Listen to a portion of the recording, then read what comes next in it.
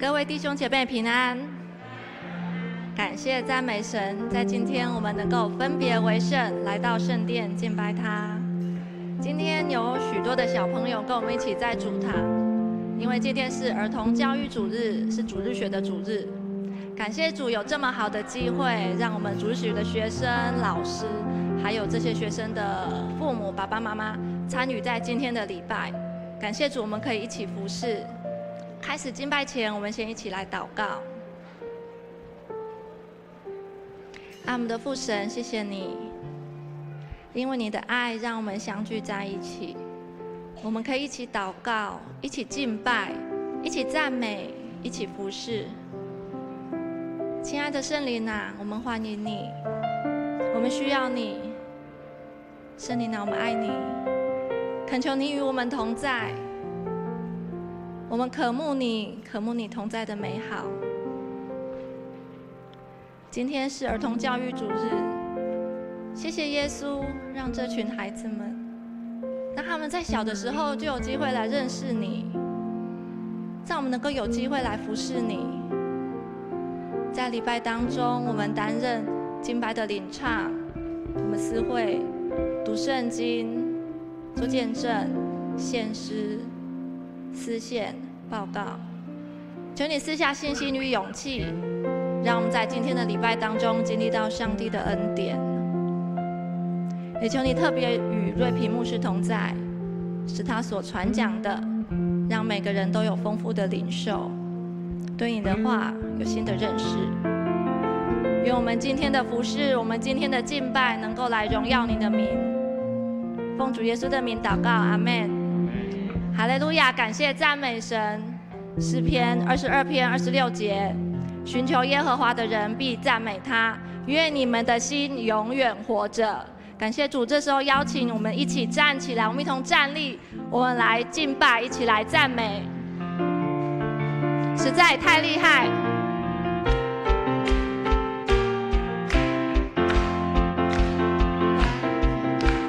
凡事在他的后面为可能。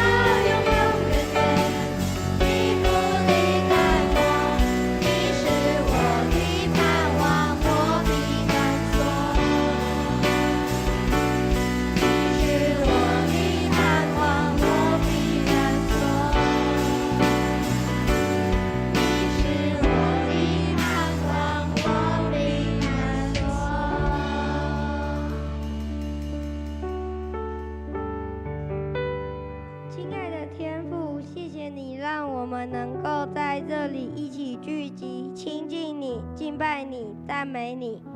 我们要为身心灵有病痛、软弱的弟兄姐妹祷告，求主耶稣赐下医治的大能，让他们恢复健康。求主耶稣加添盼望、喜乐在他们的身心灵，依靠神，凡事都能。持续为台南市登革热的疫情祷告，求主耶稣看顾登革热的疫情减缓和控制，也为疫情生病的人祷告，求神保守和恢复身体的健康。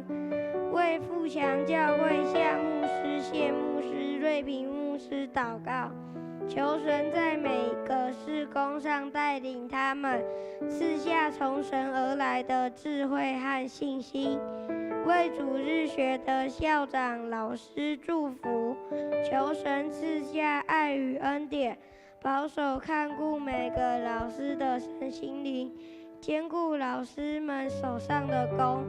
为正在进行幸福小组事工祷告，求主与服事同工，时时同在，靠主得胜。求主亲自保守贝斯特的心怀意念，使上帝的话语充满在贝斯特的心，愿意敞开心认识你。小孩祷告是奉靠耶稣基督圣名。接下来请大家一起用主祷文祷告。我们在天上的父，愿人都尊你的名为圣。愿你的国降临，愿你的旨意行在地上，如同行在天上。我们日用的饮食，今日赐给我们，免我们的债，如同我们免得人的债，不叫我们遇见试探，救我们脱离凶恶。因为国度、权柄、荣耀，全是你的，直到永远。阿们。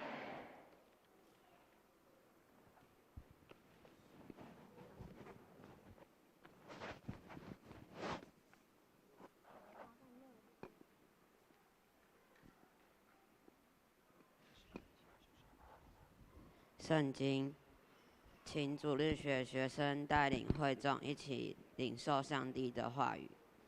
今天的经文记载在2处：马太福音18章1至5节，马可福音10章13节至16节。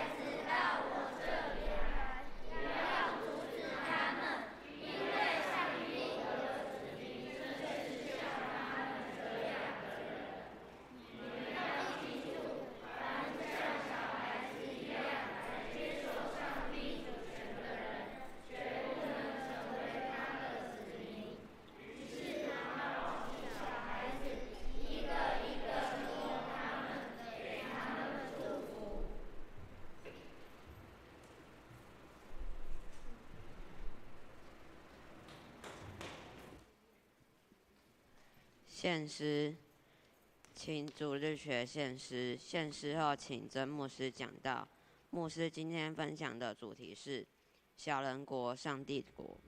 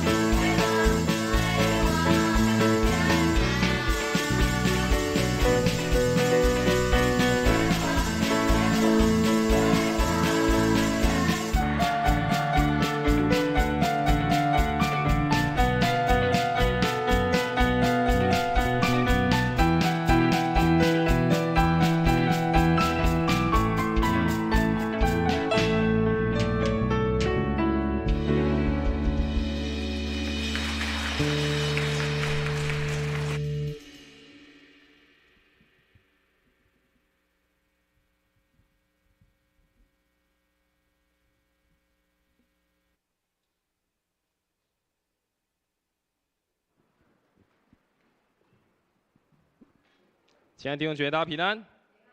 我们再次给我们这一群儿童主日学的学生还有老师，我们给他一个掌声，也将我们荣耀归给我们的神。好，谢谢。好，我想感谢神，让我们的教会有这么美好的产业，特别是这群孩子的产业，让我们的教会因着这群孩子有不一样的活力，也有不一样的参与在其中。我想我们平常在主日，特别是大人的主日礼拜，我们都是就是一群大人，一群成人。那这群孩子，他们跟主日学老师通常都是在对面教育中心的地下室，他们有主日学的时间，所以今天是很难得的机会，让我们可以跟这群孩子一起礼拜，跟这群孩子可以一起分享。我们也透过这些孩子他们的所唱的诗歌，他们带我们的祷告，他们的敬拜，以及等下我们也听到这些孩子他们的见证，以及最近这一年当中主日学所做的服事，他们所做的事工，也让我们可以再一次的感受到我们的教会因着有这群主日学的老师跟学生，让我们的教会充满不一样的活力，也看见信仰的美好。愿上帝祝福我们今天早晨的敬拜，不论我们现在是大人，或者是我们是小孩，都让我们可以一起享受在上帝美好的赐福当中。我们一起来祷告。我们的父神，感谢你，谢谢你的带领，让我们在主日，我们再一次聚集在你面前，一起来敬拜赞美你。主啊，感谢你，也让我们每一个人，不论我们现在几岁，让我们今天也可以像是一个小孩子一般，单纯来到你面前，全心的依靠你。求主你祝福我们早晨的敬拜是一个荣耀的敬拜，也愿你赐下你新的恩典、新的恩膏在我们每一个人的身上。愿主你祝福我们今天的时间，我们这样祷告。奉主耶稣的名求，阿们。以前人家会常说一句话，叫做"家有一老，如有一宝"。但在现在，特别是台湾，我们发觉，台湾的生育率很低，所以现在反正变过来，应该是"家有一小，如有一宝"才对啊。但我们看到我们教会好多宝哦，我们教会有蛮多宝哈，这一群是我们教会很棒的宝贝。我们在现在这个时代，我们看这些孩子，我们看为宝贝，而且我们非常的非常的保护他们。一方面是因为生的少，但也一方面是因为这些孩子真的很需要我们的照顾，很需要我们陪伴他成长。不论是在他们的生理上的成长，更重要是在他们心理上、他们信仰当中，我们可以去陪伴他们、支持他们。当然，你的孩子可能现在年纪已经很大了，可能不是参加主日学这个年纪。但我们仍然也一起关心我们教会的这群孩子，一起关心我们教会的主日学事工、儿童事工，关心这群老师，为他们祷告，不断的为他们祝福。我说现在我们看小孩子好像非常的珍贵，非常的宝贵，因为现在小孩越来越少。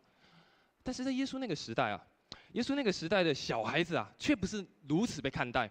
耶稣那个时代的小孩，他们被看作是非常无助、非常软弱，甚至很常被忽略的一群。所以，当我们看圣经，看到5饼2鱼的神迹，他所记载的没有记载小孩跟妇女，因为在当时以色列人观念，他们觉得这些孩子没有什么样的生产力，没有什么战斗力，没有什么办法对他们民族有很大的贡献。所以，当时的孩子在以色列民族他们的眼中，他们的文化，他们可能认为，这些孩子，相较起来是比较无助软弱的，甚至他们是比较被忽视的一群人。跟我们现在好像不大一样，我们现在觉得孩子哇很棒，然后是祝福，是很单纯可爱的，在当时却不大一样。但是有趣的是，当你在看圣经的时候，圣经却有超过1000多次提到孩子，有关于孩子这件事情。而且在新约圣经里面，你看耶稣在行神迹的时候，也很多跟孩子有关系。耶稣在行神迹，实际上有很多跟孩子有关系。而且当你认真在看圣经，你会发现这些孩子也跟祝福有很大的关系。所以一群的孩子在我们当中，这群孩子让我们看见上帝给他们的祝福，也让我们看见上帝的神迹可能再一次在他们的生命当中展现，在他们的生命当中不断的让他们经历到上帝的奇妙。所以我们今天也要来透过我们所读的这段的圣经，我们一起来思考。耶稣说，在属于上帝国里面的是属于一群的孩子。他说，在上帝国里面是属于一群的孩子。当然，以生理年纪来讲，我们多数人已经超过孩子的年纪了，我们已经超过孩子的年纪。但耶稣为什么如此说？他为什么说上帝国是属于孩子的？我们一起来再一次的思考，我们一起来想，这个孩子，耶稣在说的孩子到底是什么？第一个，我们来思考的是，让耶稣说这段话的时候，他提醒我们一件事情：带领、引导这些孩子，在耶稣的眼中是非常重要的事情。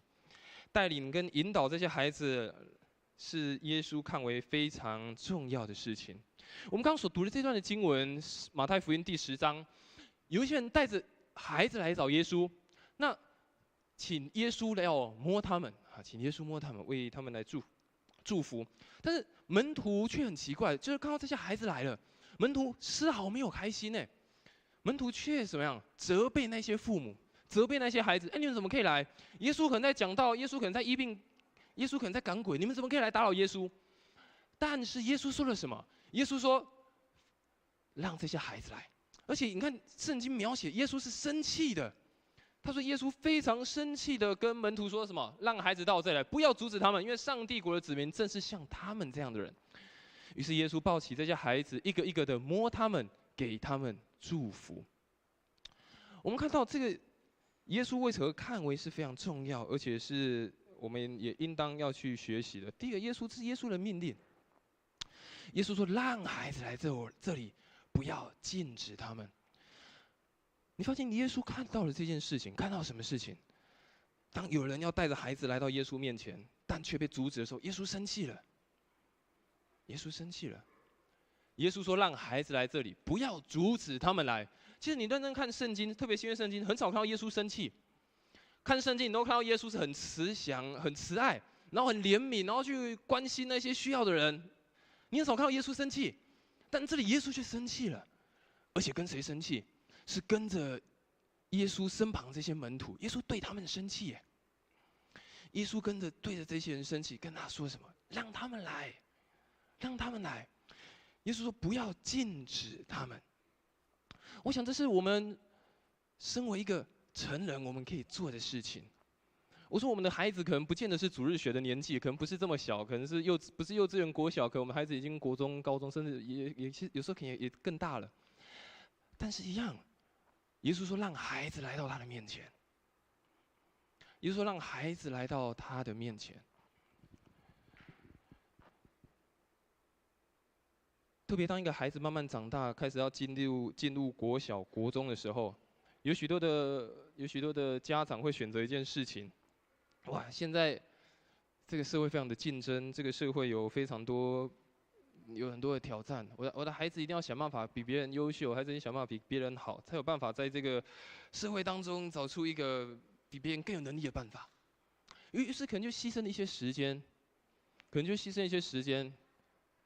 在可以来到跟上帝亲近的时候没有办法来，可能选择了要去补习，选择要去上课，选择要去做更多没有办法来到神面前的事情。我并不是说这个补习不好，或者是就不要读书，或者是这些能力又不重要，并不是，而是我们要找着一个正确的方式，耶稣说让孩子来到我这里来，我们如何可以让我们的孩子来到耶稣的面前？我们如何可以帮助我们的孩子来到耶稣的面前？这是耶稣的命令。这是耶稣的命令。孩子的成长只有一次。但是在那个成长的过程当中，如果他在成长的时候，他的信仰也陪他一起成长，我想他的生命会更加的不一样。第二个，耶稣也说要引导他们有一个正确的方向。耶稣说让孩子来到我这里来，还记得是一群父母带孩子过来的。经文说一群父母带着孩子来，要给耶稣，让他来祝福。耶稣说不要阻止他们，耶稣说让他们来。原文的意思是准许他们过来到这个地方，任凭这群孩子来吧。耶稣说就是来我这个地方，这是一个正确的方向。但是更重要是谁带他们来？是父母带他们来，这些阿公阿嬷，这些爸爸妈妈，甚至是我们在座每位弟兄姐妹。你可能说啊，我的孩子这些也不是我的孩子啊。但是在教会里面，我们都是他们属灵的父母，我们是属灵的阿公阿嬷，我们是他们属灵的长辈。我们也要一起帮助这些孩子，带领他们有一个正确的方向，带领他们来到上帝的面前。耶稣已经说：“我允许他们来，任凭他们来吧，来多少都没关系。”但是我们要给他们正确的方向，要往哪里去？带这些孩子来到耶稣的面前。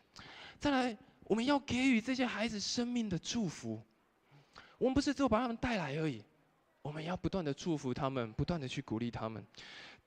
一开始的经文说，这些父母带孩子来，因为要给耶稣摸他啊。台语的圣经哦，他直接说耶稣给因画手祝福。好，我们刚刚读的是这个摸他们啊。在当时的习惯是，只要每年孩子生日的时候，他们的父母就会把他们的孩子带到有名的老师面前，然后请这些老师为他们的孩子祝福。所以可能当时是这样的状况，就是他们的孩子生日了哈，或是他们就带到耶稣面前给耶稣祷告。你看见这些父母做一件事情，他们希望找到一个方式来给他们的孩子一个很大的，给他们孩子一个生命的祝福，而他们选择寻找耶稣给他的孩子最大的祝福。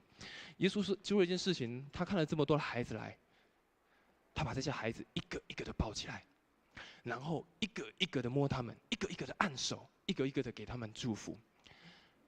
我们刚看中文的圣经，他说摸，事实上摸就是指按手的意思。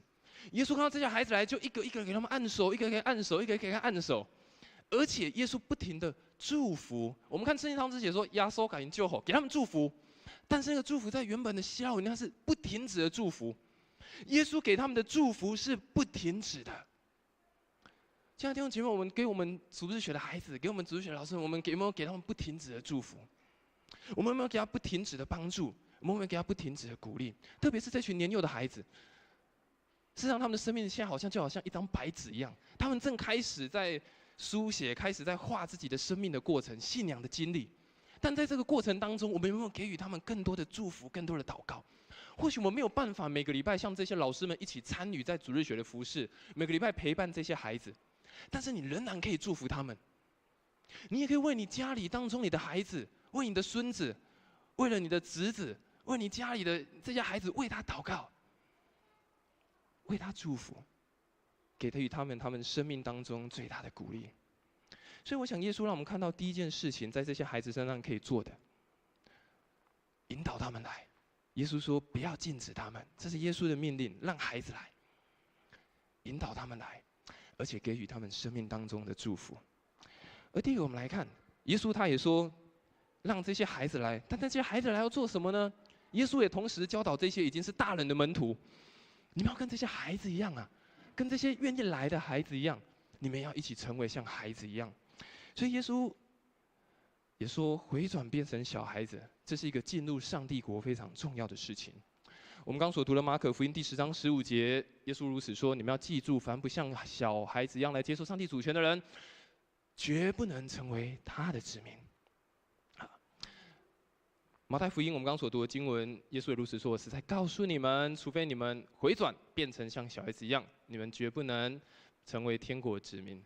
像这个小孩子那样谦卑的，在天国里是最伟大的。”耶稣不仅祝福这些孩子，也告诉这些已经是大人的，不要忘记，其实你们也曾经是小孩子过哎。虽然已经长大了，已经是成人了，但是不要忘记曾经是孩子过。耶稣说：“你们必须要回到像那个孩子的样式。”但回到那个孩子的样式，并不是如一开始所说很软弱、很无助，而是耶稣说要回到一开始很像孩子单纯的依靠，像孩子那个很单纯的心，单纯相信的心。耶稣说，上帝国像小孩子一样，上帝国充满小孩子这样很单纯的本性。耶稣说，上帝国是属于这样子的人。耶稣说，上帝国是属于这样子的人。而什么是上帝国？上帝国事实上，耶稣在讲的是，你愿意把你自己的生命，让上帝在你的生命当中当中心，让上帝在你的生命当中成为你生命当中的主权。你愿意降服，愿意相信上帝的带领跟旨意。我想这是耶稣在告诉门徒的。而第一个，我想耶稣也在讲为什么要像孩子。第一个，我想孩子是非常单纯信任的依靠，孩子非常单纯信任的依靠，而且他们愿意去实行。我想孩子有个很大的特色，就他们很单纯，他们很愿意去接受，很愿意去依靠，很愿意去相信，甚至很愿意去分享。我想当大家还是孩子的时候，回想一下你还是孩子的时候，我们应该没有很大的能力可以去做很多事情，因为我们还小，我们还是孩子。我们必须很多时候可能要依靠我们的家人，可能要依靠我们的朋友，我们没有办法靠自己做很多事情。但是耶稣说，人必须要再次的回转像孩子一样，就好像你依靠你的父母、依靠你的家人一样。耶稣必须要很单纯的回到上帝面前，依靠上帝一样。有时候，当我们越成长的过程，越来越经历越多的时候，你会觉得哇，还是靠家己上好，啊，还是靠家己上好啊，家己自己很有经验的，自己很有能力的，是还是靠家己上好。但是耶稣说不，必须要回到像孩子一样的很单纯的心，很单纯的心，很单纯的心，依靠。在不知道的时候也依靠，在需要的时候也依靠，在这样的单纯信任当中，也让人家看见我们对上帝的信心有多少。前阵子我在跟有一个牧师娘在跟我分享，我们一个主日学的孩子啊，跟他的女儿同班。那他这个牧师娘跟我说，有一天他们的导师啊要有一个手术啊，要进行一个手术。那于是我们这个主日学的孩子，他就跑去找那个牧师娘的小孩，跟他说：“哎，老师要开刀怎么办啊？我们一起写一张卡片给老师，我们一起写一张卡片给老师，然后为老师祷告，为老师祝福，求上帝祝福他，帮助他。”哇，你看孩子的心非常的单纯，不知道该怎么办的时候，哇，看到老师要开刀，但唯一能做的是什么？找那个可以依靠的上帝，为他的老师祝福。写卡片给他的老师。我想第二个，耶稣也让我们看见孩子有一个很重要，也是耶稣说的。耶稣说要谦卑的心。耶稣让我们看到要有一个自认不足的谦卑。耶稣说要回转像小孩，变成像小孩。事实上回转，事实上指的就是一个人转身的动作，一个人转身的动作。当耶稣在说这段话的时候，门徒前面发生一件事情，是他们在吵说谁是最大的。12个门徒在路上吵啊，我是最大的，我是最大，我跟耶稣最久，所以我要当最大，我要当第一个。但耶稣说：“哦不，你们都走错了方向。你们在争谁是最大的时候，耶稣说不，我要找的是那个很愿意谦卑下来，不是那个以为什么自己都行，不是那个以为自己什么能力都很强的人。耶稣教导这一些自认很成熟的门徒，必须要谦卑下来。”放下那个很骄傲的心，如同孩子一样。我不行，我必须要去找人帮助。我不行，我必须要去找人来依靠。耶稣说要回转像孩子一样。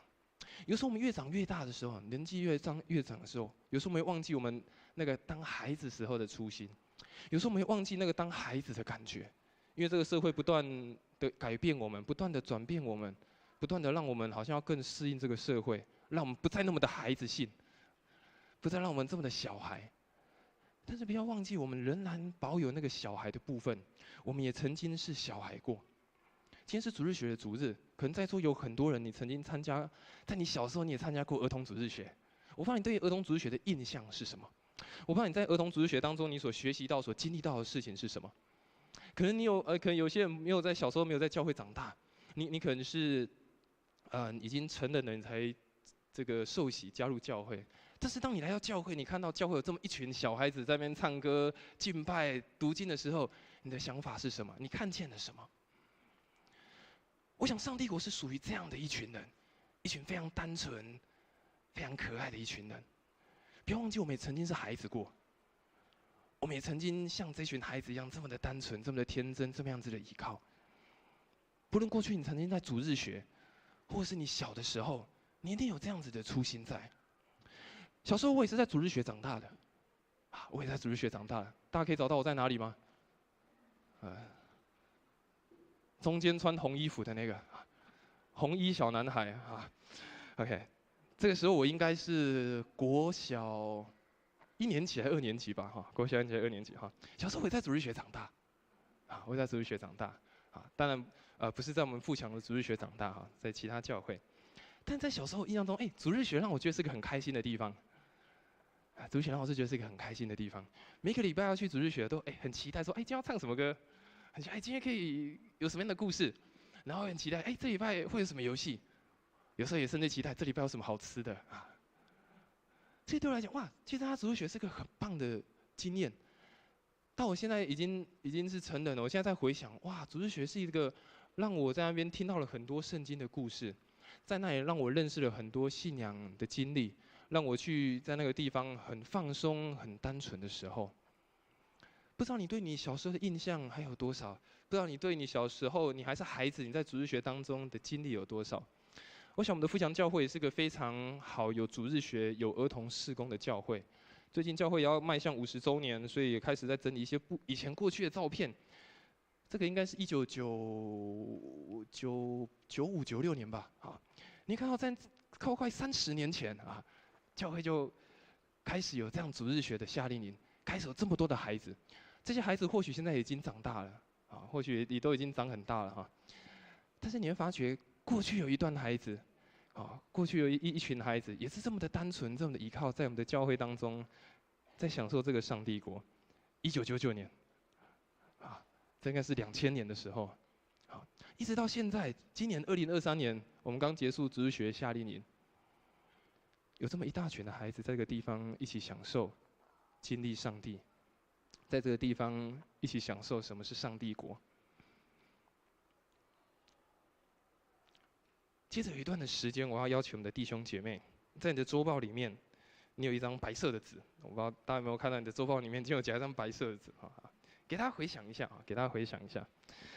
我说上帝国是属于孩子的国度啊，我们都有孩子过，不论你有没有参加过主日学，或者是你在教会当中看到这群孩子。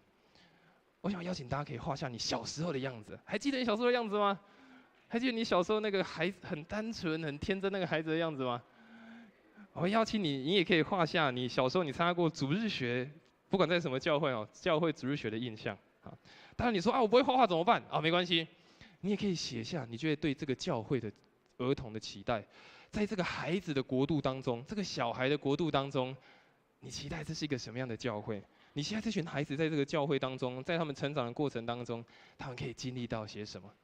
好，所以我花一点时间，你也可以思想，你也可以思考一下，你也可以想想看，哎，对，我怎么已经忘记我过去是孩子的样子？耶稣说要回转像孩子一样。那什么是孩子？对我来讲，什么是孩子呢？给大家几分钟的时间，我们可以来思考一下，你也可以画下来。你也可以写下来。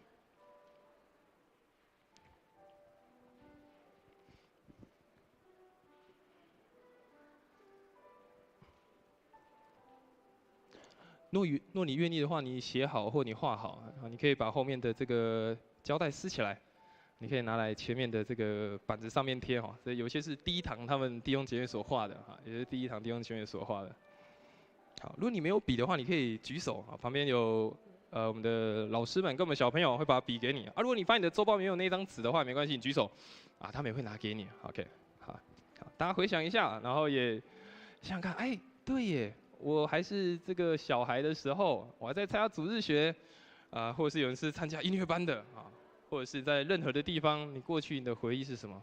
我有找到那个孩子，我还有那个孩子当中的那个单纯，孩子当中那个很单纯的依靠，单纯的相信吗？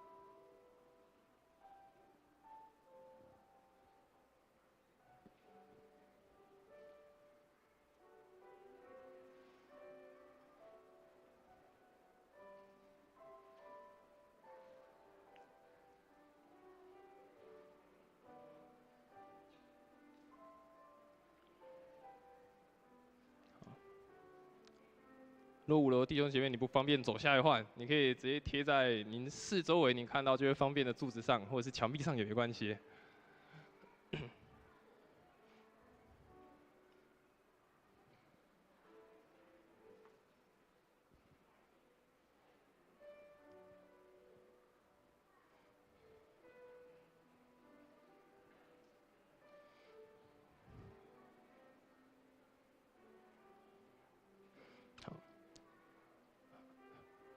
如果你已经写好或已经画好，我邀请你可以来到台前，把你所画的、你所写的，可以把它放到台上，可以把它贴到台上。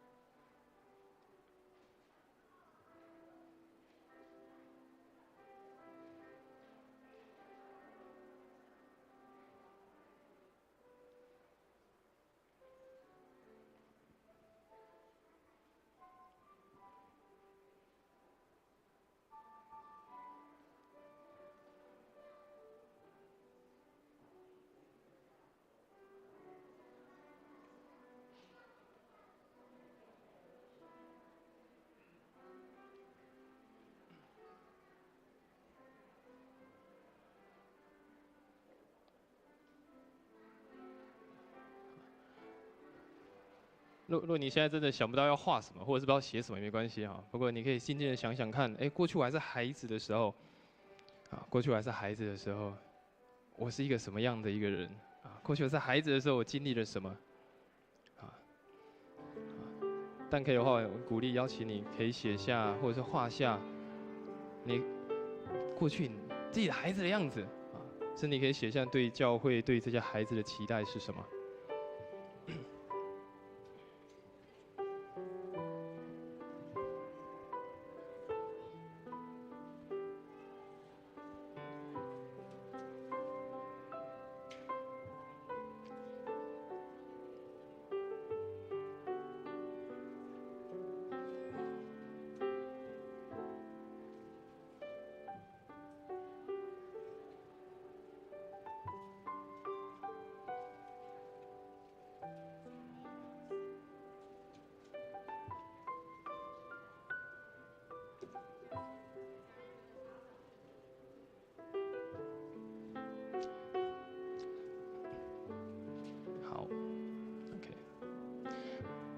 好，因为时间上的关系，如果你还没有写、没有画，没关系，等下这两块板子仍然会放在前面，好，仍然放在前面。你可以任用等下礼拜结束的时候，你把你所写的或你画的放到前面。刚刚当你进来到礼拜堂的时候，你有没有发觉旁边，特别在4楼，两边的柱子跟后面的墙壁上有贴了一些这些孩子们主日学孩子跟一些老师他们所画他们自己的自画像。这些孩子他们画出他们现在的样子，画出他们现在在主日学的样子。刚在台前，刚第一堂的时候，有一些兄弟姐妹他们也画了他们小时候的样子，在主日学的样子，或者是在教会的样子。我们第2堂有些弟兄姐妹也有画。我想这些孩子们，他们现在正一起在经历上帝国的同在，他们一起在这个孩子的国度当中经历。但是不要忘记，亲爱的弟兄姐妹，不要忘记。有些人贴上你自己画的，不要忘记你也曾经是个孩子。现在这个时代是孩子，过去的你也曾经是一个孩子。上帝国是属于这些孩子的人。不同的时代，不同的孩子，但是都同属于在上帝的国度当中。我们是否愿意像这些孩子一样，就很单纯的依靠呢？很单纯的信靠，很单纯的相信呢？因为上帝让我们真的再一次的回想起，再一次也可以回转，像一个孩子一样，来到上帝的面前。所以我要跟大家分享，耶稣说，接待这些孩子，服侍这些孩子，也让我们信仰可以更加的经历。接待服侍这些孩子，也让我们的信仰可以更深的经历。刚所读的经文，耶稣说，为了接待我而接待这样一个小孩子，就是接待我。耶稣说，为了我而接待这样子的小孩子，就是接待我。我们知道接待孩子啊，就如同是服侍神一样。接待孩子就如同像服侍神一样。当我们在照顾一个孩子的时候，你一定不会想说，我在这个孩子照顾他，我为了要求回报。你不会想说，我照顾这个孩子是为了他长大之后他一定要回报我，所以我才照顾他。你照顾一个孩子，你一定要花费非常多的心力、非常多的精神，为了让他可以成长。你不会在照顾他的过程中想说，哦，他有一天长大，他一定要回报我。通常不会，你也想说，我要怎么样帮助他，让他成长。耶稣说，这样子的服侍，也好像我们在服侍神一般。你在服侍神，你也不会想说，哦，神啊，我服侍你，我是为了得到好处。神啊，我为了服侍你，我是为了得到很多的利益，所以我来服侍你。我想我们不是抱着这样的心态，也就是说，服侍这些孩子也如同像服侍神一样，不是要求什么回报，而是看见这些孩子生命成长、生命改变的时候，我们也感到喜悦。而耶稣也说，接待这一群像孩子一样的人，也好像接待我。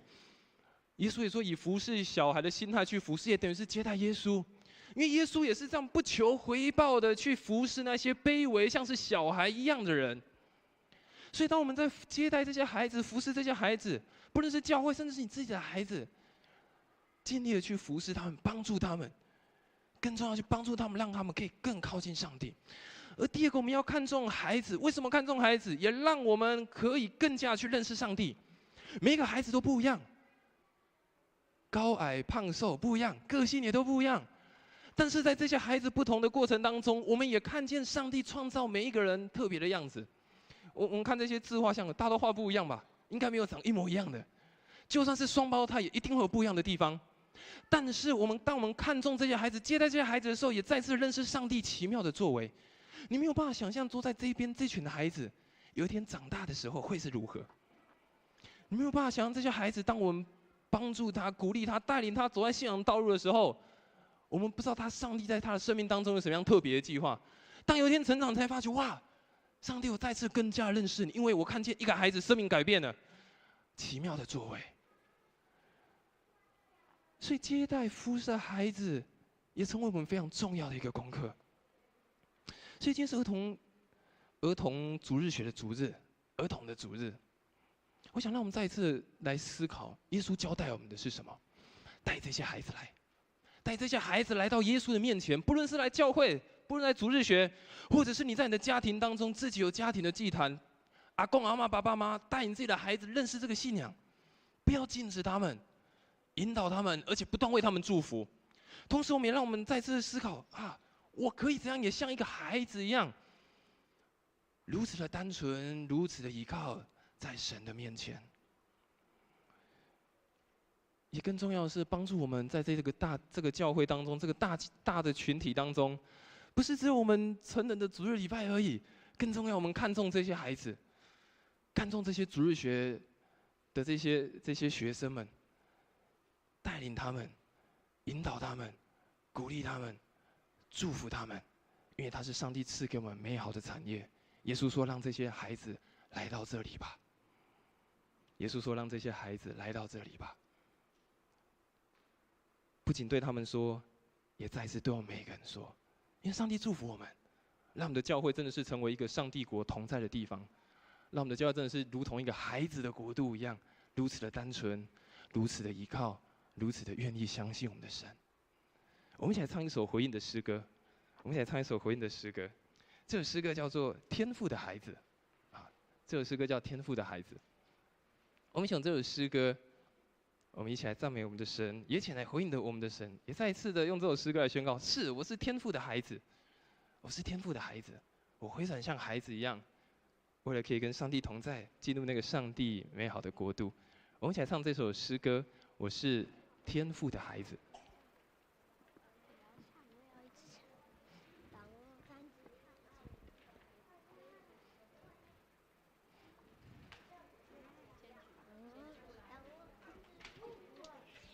我们请我们主日学的老师跟小朋友可以帮忙一起唱，好，帮忙一起唱，好。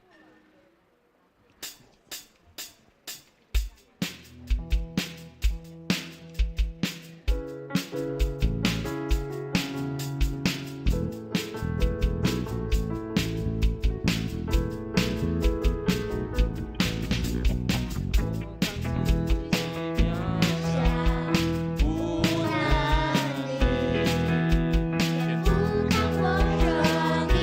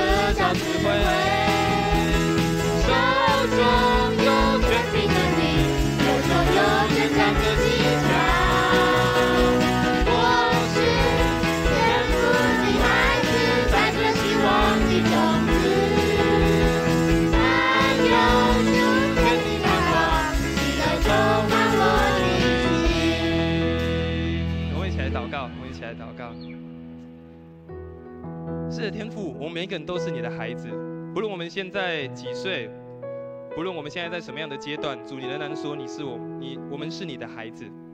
主要让我们不断的去思想，我们要如同像孩子一样，才可以进入到那个上帝的国度当中。主要帮助我们，让我们不断的去思想，我们如同孩子那样子的单纯，那样子的依靠，那样子对你完全的相信。主要帮助我们每一个人，让我们真的可以进到那个上帝的国度当中，是那个充满单纯的国度。主啊，也求你祝福我们的孩子，祝福我们的老师，让他们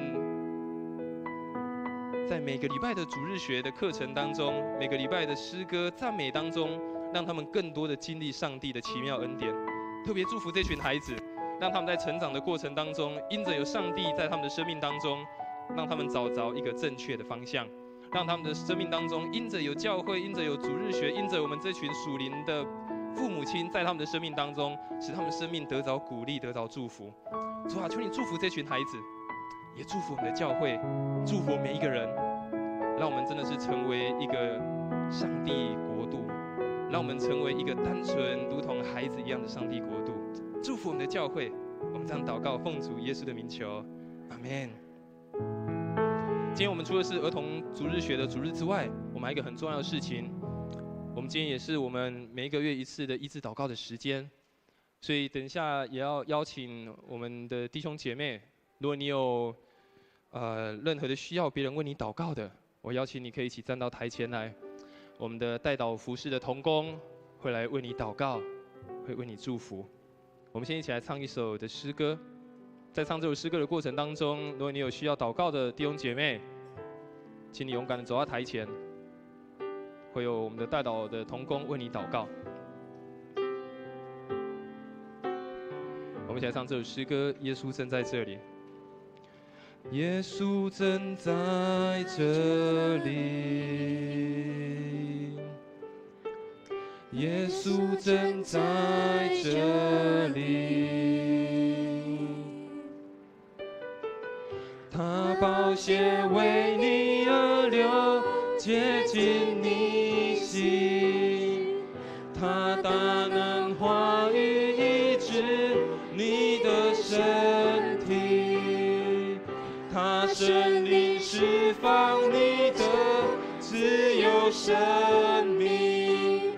耶稣正在这里，耶稣正在这里，耶稣正在这里，耶稣正在这里。我们求需要祷告弟兄姐妹可以来到台前，勇敢来到台前。我们也请我们的代祷服事同工来预备，来为他们祷告。接近你心，他大能话语医治你的身体，他圣灵释放你的自由生命。耶稣正在这里。请我们的代祷同工来为我们台前的这些弟兄姐妹来祷告。坐在台下的弟兄姐妹，你也一起为了台前这些需要弟兄姐妹为他们祷告，为他们守望。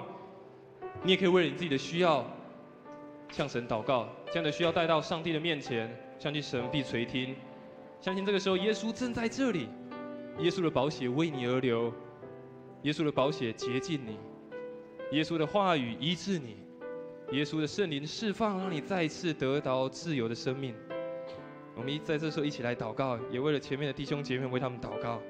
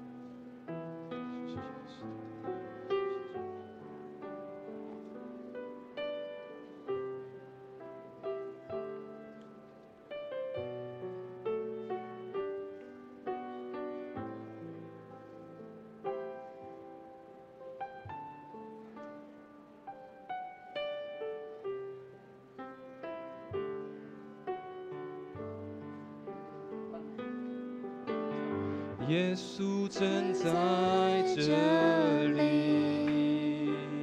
邀请我们弟兄姐妹，我们从我们桌上站立起来，我们一起来唱这首诗歌。耶稣正在这里。我们一起举起我们的手，也为了我们前面的弟兄需要弟兄姐妹，为他们来祝福，为他们祷告。接近我心，你大能话语医治我的身体，你圣灵释放我的自由生命。耶稣正在这里，耶稣正在这里，耶稣正在这里，耶稣正在这里。你宝血为我而流，洁净我心。你大能话语医治我的身体，你圣灵释放我的自由生命。耶稣正在这里。我们一起来祷告。是的，耶稣，你现在正在这里。耶稣，你正在这里，正在每一个需要的人的生命当中，在每一个哀伤痛苦人的生命当中，在每一个软弱人的生命当中。主啊，求你再一次用你的宝血来涂抹洁净他们的生命，他们的需要。求你的圣灵也再一次运行在他们的生命当中，让他们得享主你的自由。主啊，也用你的大能的话语再一次释放他们，让他们的生命得着一个属天的释放，属天的医治。主啊，当每一个带需要的人来到你面前的时候，你都在这里，你都在每一个人的需要当中。主啊，你在这些需要当中，你成为他们的力量，成为他们的鼓励，成为他们的避难所。主啊，你必四面的围绕他们，你必让他们感受到主你的平安，感受到主你的同在。主啊，求你特别祝福站在台前的这些弟兄姐妹。主，你知道他们的需要。主啊，我也相信在此时你已经垂听他们的祷告。主啊，照你的旨意来成就一切，让他们在生命当中再一次更来经历到你的大能，经历到你的同在，经历到你的医治，经历到你的奇妙。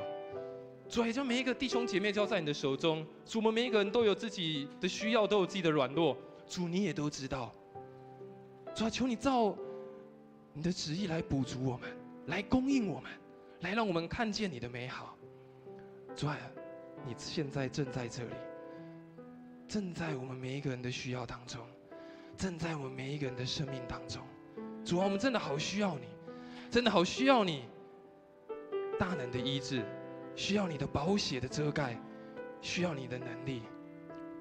主啊，求你时常来护庇我们，时常来遮盖我们。当我们呼求的时候，主你就听我们的呼求。主啊，当我们寻找的时候，你就让我们寻见。主啊，当我们叩门的时候，你就开门，让我们真实的知道，主你就是我们的生命，你是我们的道路，你也是那个真理。让我们紧紧的跟随你，特别是当我们真的遇见困难的时候，让我们直直跟随你，听你的声音，因为你就是我们生命当中最大的牧者，引领我们到那个可安歇的水边，到那个青翠的草地。主，我们感谢你，也再次将我们每个弟兄姐妹交在你的手中，求你带领我们前面的道路。我们这样祷告，奉主耶稣的名求，阿们。大家请坐，感谢主。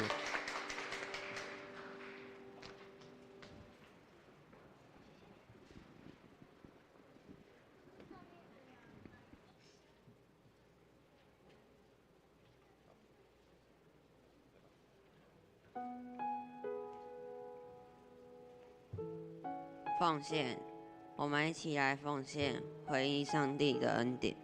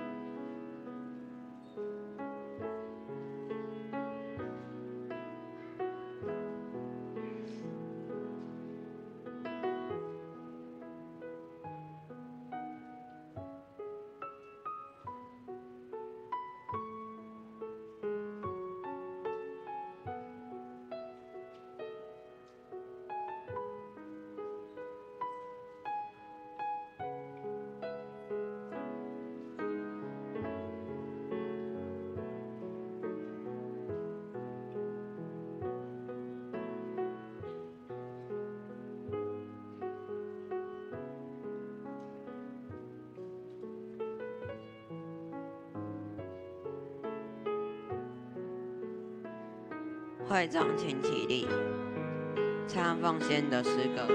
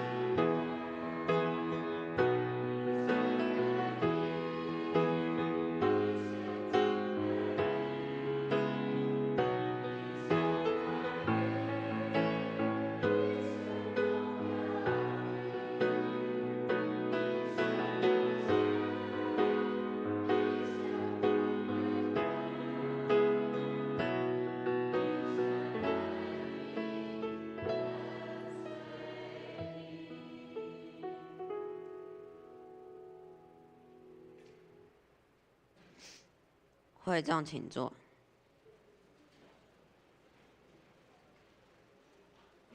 见证，请主日学学生黄亮恩分享生命见证。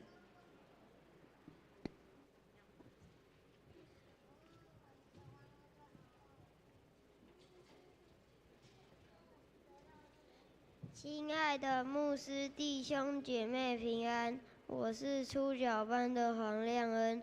我在幼儿园来到主日学，我很喜欢研究大自然的昆虫种子，常常在大自然里寻找它们。每当找到时，我觉得上帝好厉害，因为他创造这个世界，让这个世界充满惊喜。我很喜欢每次来到主日学，特别是和老师、同学、校长一起认识神的故事。无论是欣赏影片、动手做、唱诗歌敬拜，都让我更亲近神。印象最深刻的就是亲近神，就是跟神说话，就是祷告。这次夏令营，我想邀请以前幼儿园的好朋友。于是晚上我和家人为这件事祷告。当妈妈把资料传给好朋友的妈妈，已经过了3天，妈妈带了好朋友愿意参加的消息，感谢主。有一次感冒引发了气喘，在睡觉时很不舒服，家人为我祷告，希望上帝能让我好好睡觉。隔天我发现我睡得很好，而且气喘也减缓了。谢谢上帝好爱我，谢谢上帝和我做朋友，谢谢上帝听我说话，谢谢大家的倾听。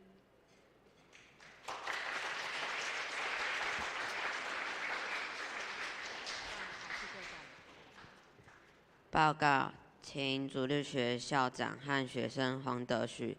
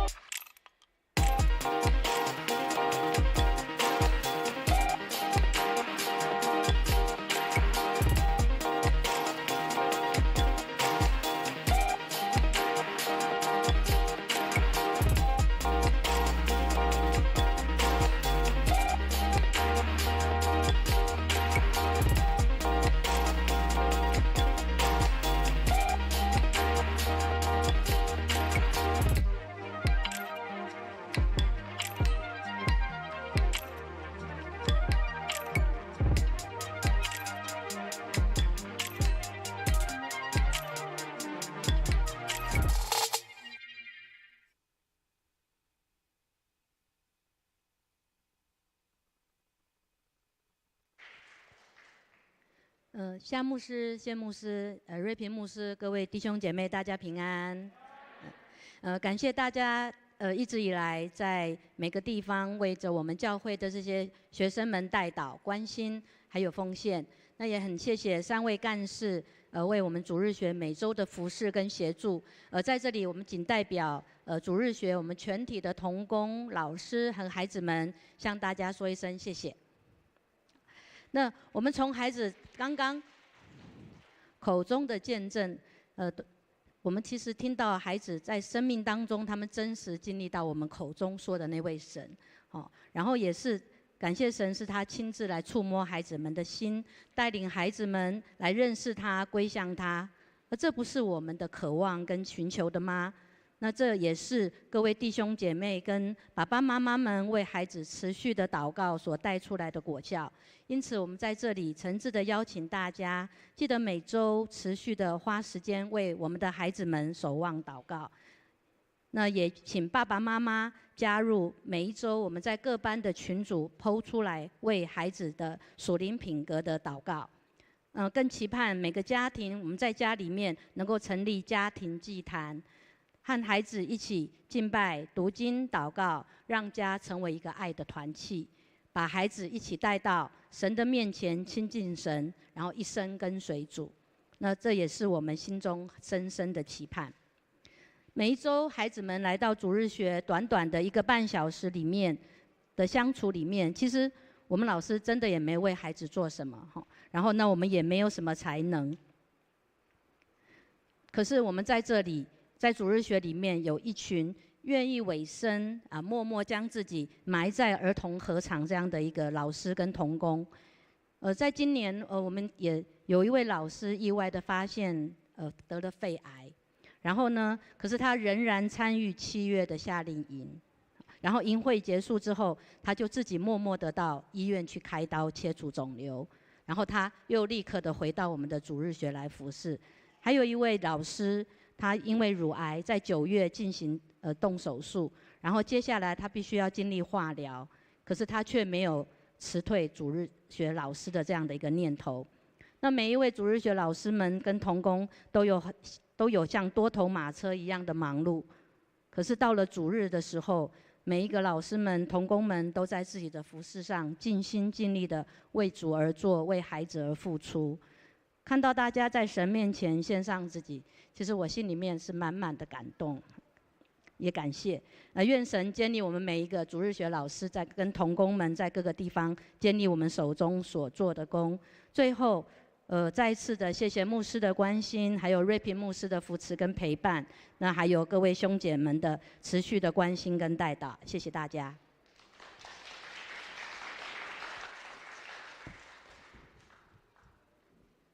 平安，请看周报最后一页。我们一起来攻读本月金句，请。应当一无挂虑，只要凡事借着祷告、祈求和感谢，将你们所要的告诉上帝。读出4章6节，请看周报第2页。下周服事同工，请自行留意。请看第4页。本会消息：1. 本会今日举行教育事工主日学主日。2.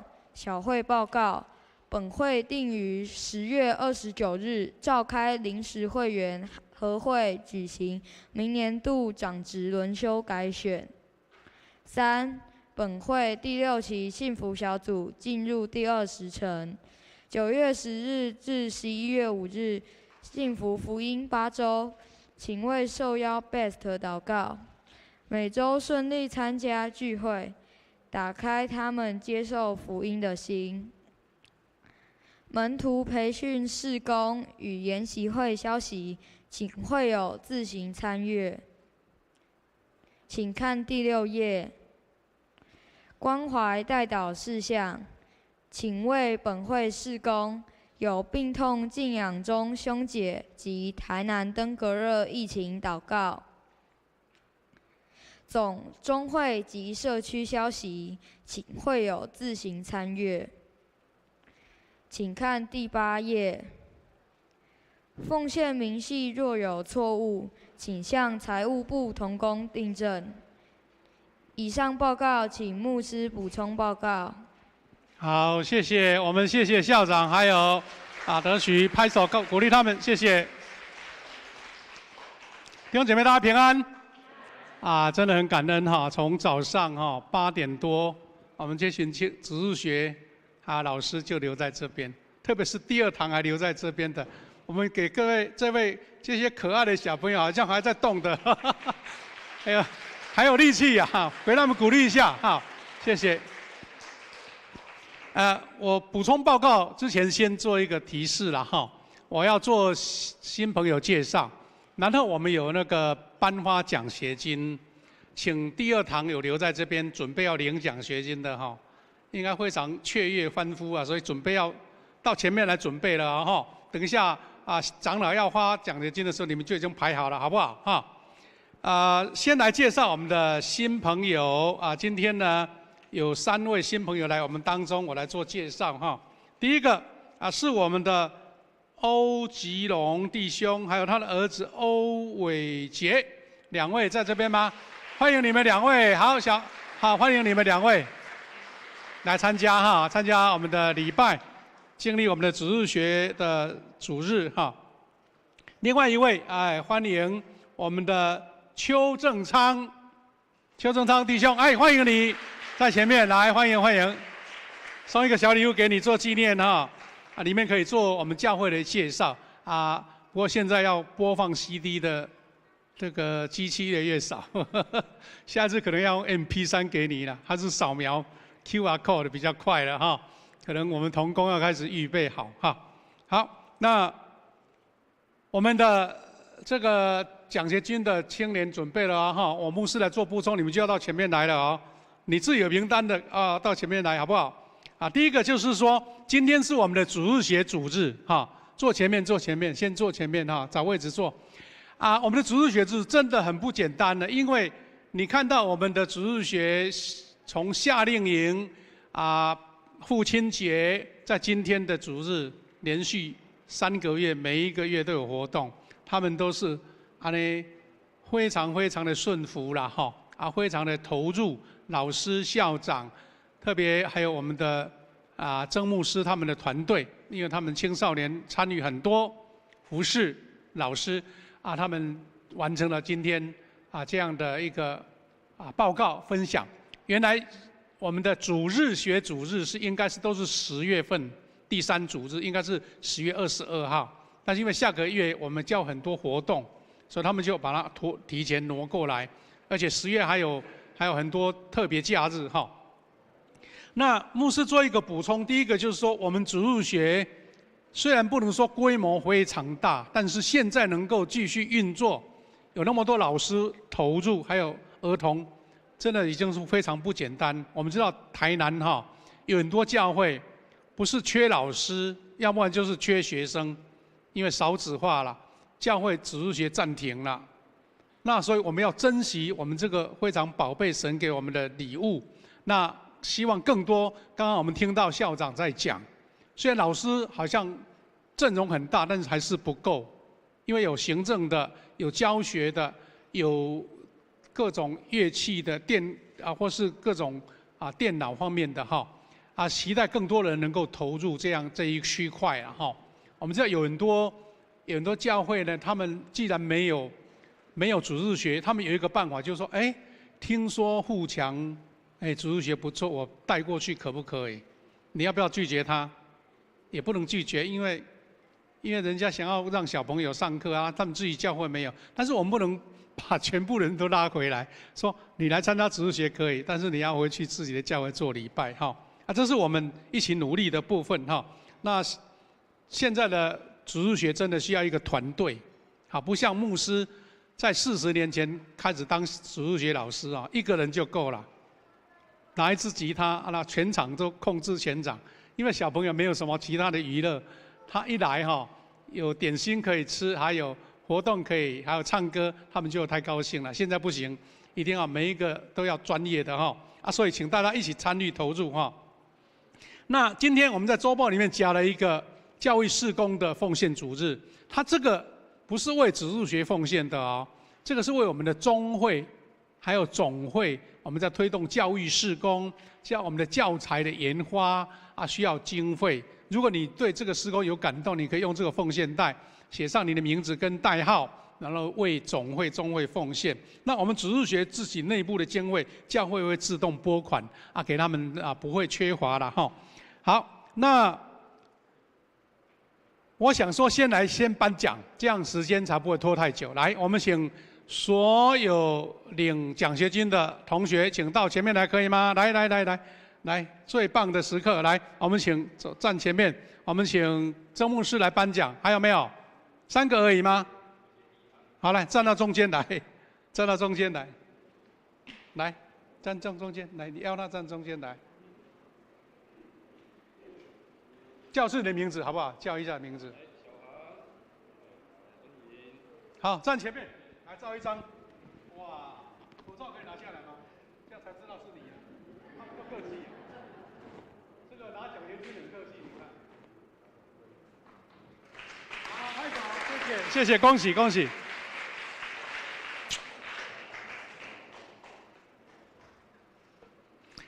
以前我参加了一个教会哈。他们的小朋友为了要领奖学金哈，就从开始做礼拜就在外面等了，然后还要叫他的名字，还是喊哟，等大声，他跑到前面来，他们觉得很光荣了哈。我觉得我们教会应该稍微有这样的气氛才对，下一次要营造一下，感到叫到你的名字就是一种荣誉或是一种祝福哦哈。好，那牧师再做1-2点教会事工的补充，那就结束了哈。第一个，我们在10月29号，就是下个月的最后一个主日，我们教会要举行我们的轮休改选。我们教会很特殊哦，几乎每一年都有选举呀，就是为了轮休哈，轮替一部分的长职。那我们的名单已经在第4页公告了哈，有2件事情需要帮忙的。第一个就是说我们准备要印一份所有候选人照片的名单，就是我们的公告啊，所以呢，我们请在这类名单的长职候选人主动寄的你一张电子档，最好是大头照比较明显的，因为不是要生活照了哈所以知道让会友认识你所以寄给我们的秀婉干事电子档最方便的不然他会主动邀请你来寄给他，那也会在10月份的不同主日陆续介绍这一些候选人，因为有些已经是资深的长职就比较认识，但是新的推荐的可能还不认识，所以会到时候请到前面让大家看一下2堂礼拜都要哦会陆续邀请你。好，第3个就是下个礼拜我们开始要看那个会员名单。还又要证明说你可以参加投票，所以名单有时候会漏掉，或是新加入的，我们请大家来帮忙登录一下。刚刚我们的校长有一点在见证的时候，其实是给我们一个提醒主日学事工在推动的时候，他说有几位老师身体上遇到状况，那我也感受到我们的主日学事工在推动，我们的信务小组在推动。常常也会碰到一些搅扰，特别是我们的信务小组有7组开始在动了我们为他们祷告。你不要以为说这种事情驾轻就熟了信手拈来什么都会，有时候魔鬼就是不喜欢你这样子，故意搞怪，故意捣蛋所以我们请大家为这群同工祷告，让他们所做的事情不会给魔鬼留地步，神亲自来遮盖。让我们的事工能够顺利推动好，那另外1-2点要提醒的就是说，我们在10月1号跟10月8号两个主日刚好都是连续假日，所以我们的心灵这个主日爱餐暂停，那心灵转角只提供1堂。另外，因为这个礼拜6刚好是中秋节连假，所以我们原先礼拜6有开的心灵转角，这个礼拜6也暂停一次那当然礼拜五就是中秋节了，我们就教会连上班都没有了哈。另外我们要来恭喜我们教会的承佑长老赵文执事的公子哈以胜弟兄，还有跟邱子倩姐妹，都是我们的青年了哈。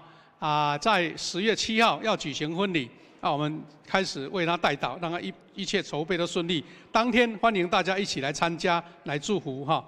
好，以胜跟子倩今天有没有在这边啊？有吗？好，我们为他代祷哈。最后一个就是我们那个真言抄写哈，我们不是有写完要交回来，我们要登录，还有送小礼物嘛，所以我们到月底哈，中秋节过了最慢在10月1号交到教会来，我们要开始统计名单。那刚刚有提到我们的报告有提到说，我们为登革热的疫情祷告，真的是要小心哈，因为我们连中央疾管署的副局长都下来了，表示说台南这2个礼拜是一个关键期，高峰能够压下来中秋节到了，天气较凉，希望那个疫情能够被控制哈。我们这教会有弟兄姐妹碰到了，哇，真的很不舒服啊，就有的住院的，有的要一直休息1-2个礼拜的哈，真的是不简单的事情。我们为他们祷告，求神亲自施下医治，大家都平安来度过哈。好，我做这样的报告，好，谢谢。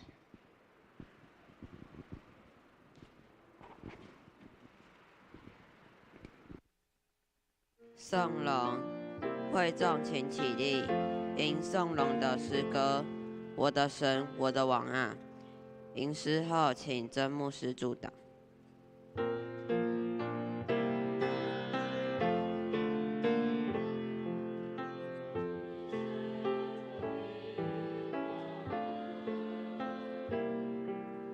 我要尊崇你的名，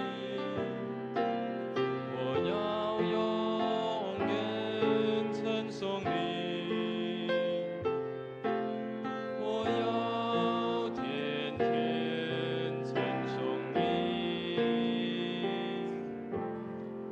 一起来领受从神来祝福。愿主耶稣基督的恩典、上帝的慈爱、圣灵的感动、扶持与相通，常与我们众弟兄姐妹同在，特别与我们主日学的老师以及学生们同在，从今时直到永远。阿们。哈利路亚，哈利路亚，哈利路亚，哈利路亚，哈利路亚，阿门，阿门，阿门。各位弟兄姐妹，请坐。